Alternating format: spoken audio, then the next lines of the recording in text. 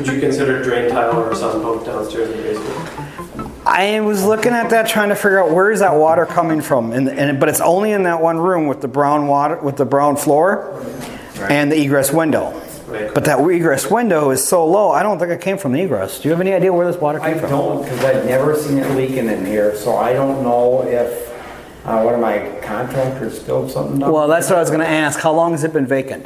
About 30 days or so. 30 days. Maybe Okay. 40 days. We had a heavy rain, what, 2 days ago? Yeah. About 2 days. But I've had like my floor covering guys obviously, or my sander's been in here, Right. you know, and stuff, so And do we have running water in here?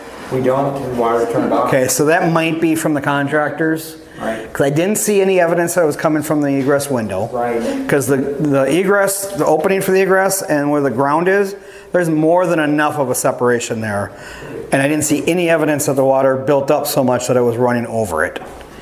I don't see evidence of the water coming through the wall on the floor, but that doesn't mean it's not. I just didn't see any evidence of it. Right. So so to answer your question, no, I'm not budgeting for that right now. But if it gets to that point, most properties are not going to be as bad as like yours, where you had to go and get the straps and pull that wall back. Right. Right, anchoring's the only one I've ever seen. So anchoring, there's anchoring, strapping, and I-beams. Those are the 3 different ones. So if you have minimal shearing and minimal lowing, and I had it checked out by a structural engineer, they said you can get away with Kevlar strapping. So they did like 4 straps on one wall, 4 straps on another wall. The second one would be anchoring, where they actually go and dig out the yard, run a big iron rod, Yep. and then they hook it to a plate and ratchet it to where it moves the wall back. And then the third one is where they put I-beams, and then you frame around the I-beams. There's a fourth solution to it too.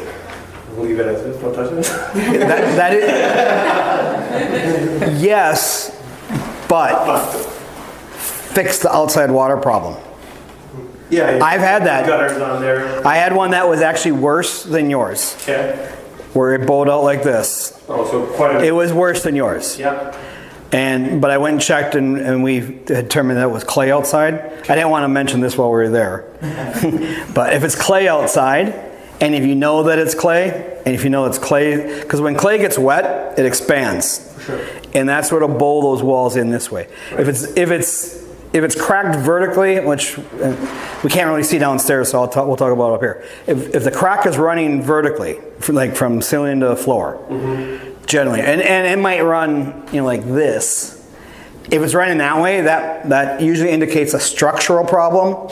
So then you have to look for the foundations and see, is there any separation from the floor and the concrete? Those are the ones that scare me. If it's a horizontal cracking, or you get bowing like that, like in yours, and you got a horizontal crack, that one doesn't usually scare me. But I want to find out, is it clay? If it's clay, then I know I just need to dry it up. And I figure, why is it getting wet? And figure out how to fix that. And I've literally had it where it was bowed, it was probably about a 2-inch bow. So yours was probably about an inch or so. Correct. Yeah, I had one that was probably about a good 2 inches years ago. Okay.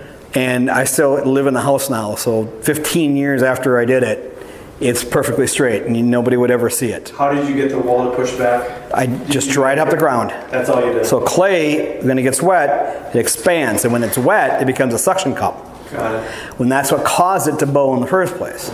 You dry up the clay, and the clay then contracts, and whatever it's stuck to will suck it back in. Okay. Back to its original. It's like a vacuum almost. Yes. What's that cost? We have 2 egress windows, the sump pump, drain tile, and strapping. It was just under $20,000. Yeah, that included a lot. Any idea what it was for just the strapping though? $7,000. $7,000 for the strapping. So if you know that you got an issue like that, that strapping for $7,000 is probably comfort of mind, and you don't have to wait a long time. I did that on mine, and I've done that in the past, and only because I worked with other old-time contractors when I was growing up. That's what they did, and that's what, that was a fix back then. Dry out the soil. We just draw, yeah, well that fixes everything, but even that bowing, as long as you can identify that it's from clay.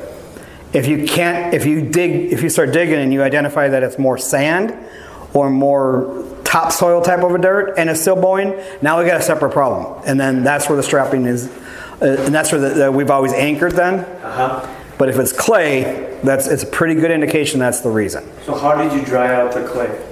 We just got the water to run away from the house. Just by like, what are they called? No, and that one we end up, I had to put a French drain tile in.